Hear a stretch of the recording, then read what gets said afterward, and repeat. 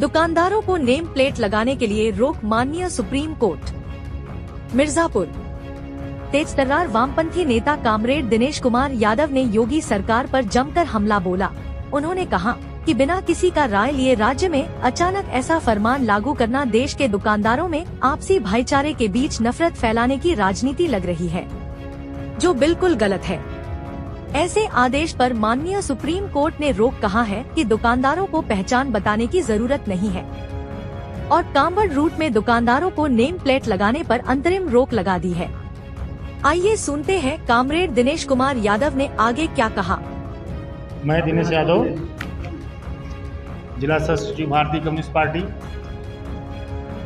योगी जी के द्वारा एक तरह का ये फरमान है जो पहले मुगलों के द्वारा जारी किया जाता था, बिना सोचे समझे किसी से राय लिए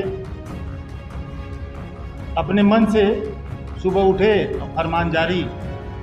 उनको लगा कि हमको कुछ राजनीतिक माइलेज मिलेगा, इसलिए उन्होंने इस तरह का चिन्हित करने का जो फरमान जारी किया है, वो आने वाले समय में अगर जनता इनका विरोध नहीं करेगी, कानून का याद नहीं दिलवाएगी, विपक्षी पार्टी शांत रह गए, तो यह सिर्फ नमूना है।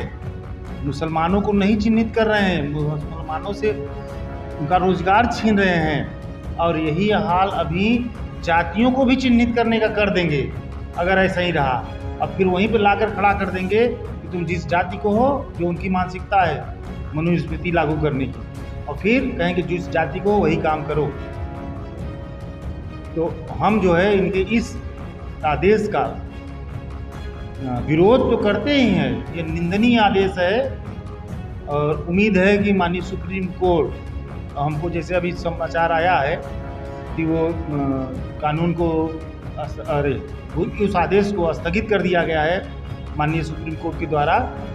और आश्चर्य की बात तो ये है, आश्चर्य कह लीजिए चाहे उसको मजाक कह लीजिए, जो भी कहिए, ये सरकार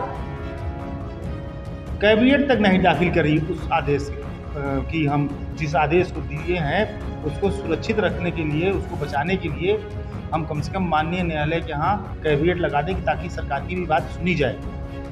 तो इसका मतलब होता है सिर्फ और सिर्फ ये अपने जो कार्यकर्ता इनके सुस्त हो गए थे लोकसभा चुनाव के बाद, या कह लीजिए जो उनका गुब्बारा फूट गया था, सांप्रदायिकता का गुब्बारा फूट गया था, उसमें हवा डालने का इन्होंने प्रयास किया। और उनको पता था कि हम ये गैर कानूनी आदेश जारी कर रहे हैं, ये गिर जाएगा सर कोर्ट में। उसके बावजूद सिर्फ और सिर्फ कुंठित विचारधारा के कार्यकर्ताओं को, कह लीजिए अंधभक्तों को उत्साहित करने के लिए, ताकि हमें विधानसभा उपचुनाव में कुछ माइलेज मिल जाए, और बाकी कुछ है नहीं। और ये आदेश शायद वो सोचते होंगे भगवान के सामने बैठ करके, उनको भी लगता होगा कि हमने गलती किया है, इसीलिए उन्होंने कैबिनेट नहीं दाखिल किया है।